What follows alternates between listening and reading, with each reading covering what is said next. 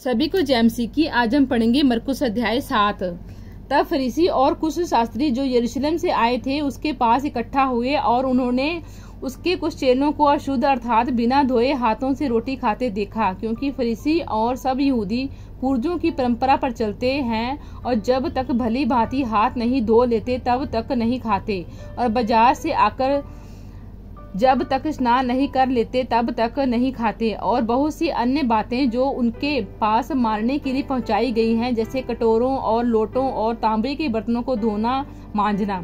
इसीलिए उन फरीसियों और शास्त्रियों ने उनसे कहा, तेरे चेले क्यों पूर्वजों की परंपराओं पर नहीं चलते और बिना धोए हाथों से रोटी खाते हैं। उसने उनसे कहा, यशायाह तुम कपटियों के विषय में बहुत ठीक भविष्यवाणी की है, जैसा लिखा है, ये लोग होठों से तो मेरा आदर करते हैं पर उनका मन मुझसे दूर रहता है।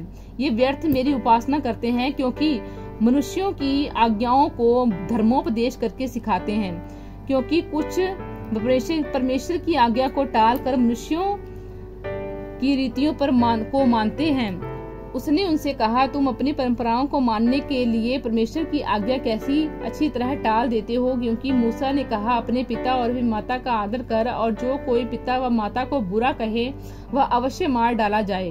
परंतु तुम कहते हो कि यदि कोई अपनी पिता व माता से कहे, जो कुछ तुझे मुझसे लाभ पहुंच सकता था वह कुर्बान अर्थात संकल्प हो चुका, तो तुम उसको उसके पिता व उसकी माता की कुछ सेवा करने नहीं देते। इस प्रकार तुम अपनी परंपराओं से जिन्हें तुमने ठहराया है परमेश्वर का वचन टाल देते हो और ऐसे बहुत से काम करते हो, मनुष्य को अशुद्ध करने वाली बातें। तब उसने लोगों को अपने पास बुलाकर उनसे कहा, तुम सब मेरी सुनो और समझो।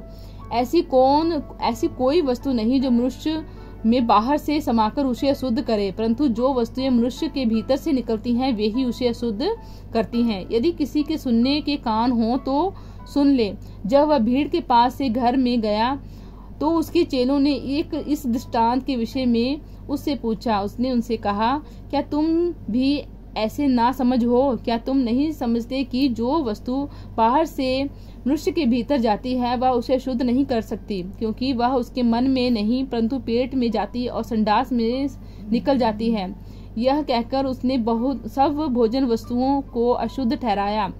उसने उनसे कहा, जो मनुष्य में से निकलता है वही मनुष्य को अशुद्ध करता है, क्योंकि भीतर से अर्थात मनुष्य के मन से बुरे बुरे विचार, व्यभिचार, चोरी, हत्या, पर स्त्री गमन, लोभ, दुष्टता, छल, लुचपन, कुदृष्टि, निंदा, अभिमान और मूर्खता निकलती है। ये सब बुरी बातें भीतर ही से निकलती हैं और मनुष्य को अशुद्ध करती हैं। सुरूफिनिकी जाति की स्त्री का विश्वास। फिर वह वहां से उठकर शूर और सैदा के देशों में आया और एक घर में गया और चाहता था कि कोई न जाने, परंतु वह छिप न सका। और तुरंत एक स्त्री जिसकी छोटी बेटी में अशुद्ध आत्मा थी उसकी चर्चा सुनकर आई और उसके पांव पर गिरी। यह यूनानी और सुरूफिनिकी जाति की थी। उसने उनसे विनती की, मेरी बेटी में से दुष्ट आत्मा निकाल दे। उसने उनसे कहा, पहले लड़कों को तृप्त होने दे, क्योंकि लड़कों की रोटी लेकर कुत्तों के आगे डालना उचित नहीं।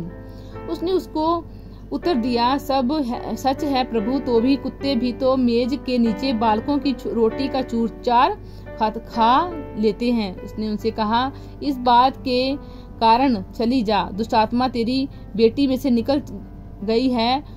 उसने अपने घर जाकर देखा कि लड़की खाट पर पड़ी है और दुष्ट आत्मा निकल गई है। बहरे और हकले व्यक्ति को चंगा करना। फिर वह सूर और सैदा के देशों में से निकलकर दिकापुलिस से होता हुआ गलील की झील पर पहुंचा।